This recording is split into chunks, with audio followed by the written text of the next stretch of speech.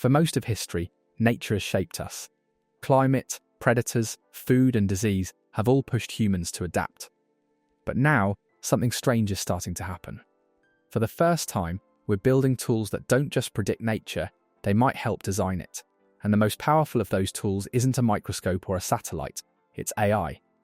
We already use AI to recommend videos, drive cars, and write emails. But scientists are now using it for something much bigger, to understand and simulate how life works, from single genes all the way up to whole ecosystems. Not just, how does this animal live? But what happens to everything else if this animal dies, moves, or changes? That's the beginning of an AI ecologist, a system that can model nature and suggest what should live where in the future. Let's break down what that actually means in simple terms. Every ecosystem is like a giant web. Plants, animals, fungi, and microbes are all linked. Remove one, and the web shifts. Remove too many, and the web tears. In the past, ecologists tried to understand these webs with small data sets, simple graphs, and a lot of math on paper. It worked, but only up to a point. Nature is messy. There are too many variables for a human brain to track at once. This is where AI comes in. Modern AI models can chew through huge amounts of data, climate records, satellite images, NAR sequences, animal movement trackers, even sound recordings from forests and oceans. They can spot patterns we'd miss. For example, an AI might notice that when a certain insect crashes in number, a specific plant declines 5 years later, and then a bird species disappears 10 years after that. Humans see chaos. The AI sees a chain reaction. Now push that one step further. If AI can see patterns in how ecosystems behave, it can also start to simulate them. Scientists can ask questions like, what happens to this forest if the temperature rises by 2 degrees? Or, what if we reintroduce this lost predator? Or what if we add a heat-resistant coral strain to this reef? The AI can play out thousands of scenarios faster than any human model ever could, and show which ones look stable and which ones turn into disasters. At first, this sounds incredibly useful. Imagine trying to restore a damaged wetland.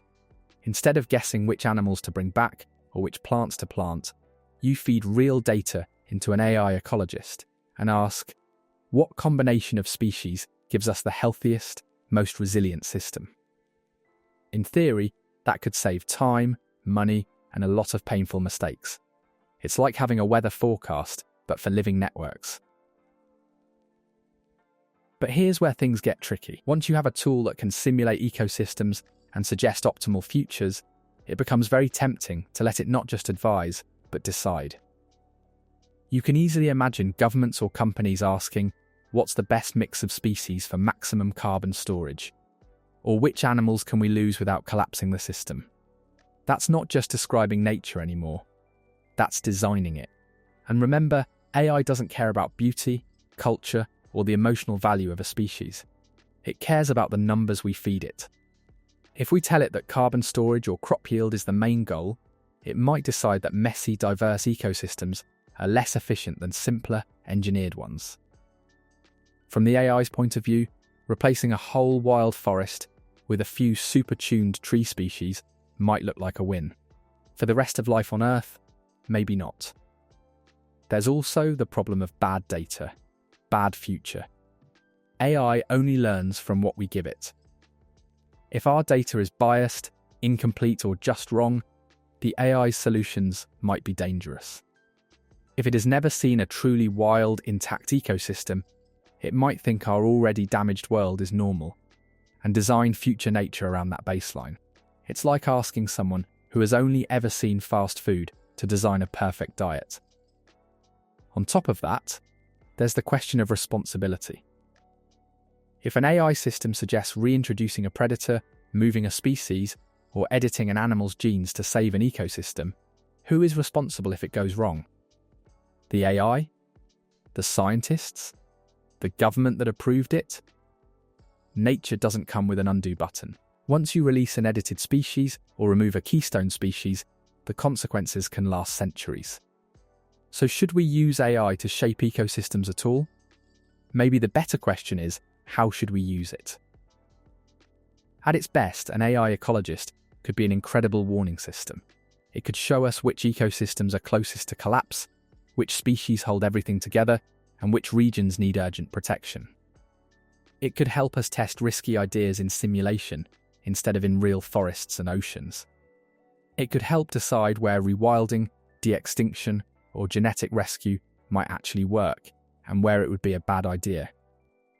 At its worst, it could become a tool for justifying more control. The model says we don't need this species. The model says this engineered grass is better than a whole meadow. The model says we can safely move these animals and use their land for farming. If we treat AI as an oracle instead of a tool, we could end up with a world that looks green from space but is quietly designed around human goals, with very little true wild left. And this is where it connects back to de-extinction. The same tech that lets us model ecosystems also helps decide which extinct or edited species might fit into the future. AI could tell us, yes, a cold-resistant elephant could help keep this tundra intact, or no, this extinct predator would cause chaos here. That sounds useful. But it also means that more and more of nature's story is being routed through our models, our code, our choices. We started by trying to understand nature. Then we started trying to fix it. Now we're creeping toward planning it. The danger isn't that AI will suddenly take over the planet like a movie villain. The danger is that we'll quietly start trusting its recommendations more than we trust messy wild systems that don't always do what we want. On the De-Extinction Lab, we're always asking the same big question: how far should humans go in rewriting life? When we bring extinct species back, when we design synthetic ones, and now when we use AI to sketch the future of whole ecosystems, we're stepping into the role of co-authors of Earth's story. Maybe an AI ecologist will help us avoid the worst mistakes. Maybe it will show us where to protect and what to leave alone. But the most important decision is still ours. Do we want a world that's perfectly optimized by models, or a world that's still wild enough to surprise us? If you want to keep exploring that line between prediction and control, make sure to like this video, subscribe to the De-Extinction Lab, and turn on the bell. Because the future of nature might not just grow, it might be designed.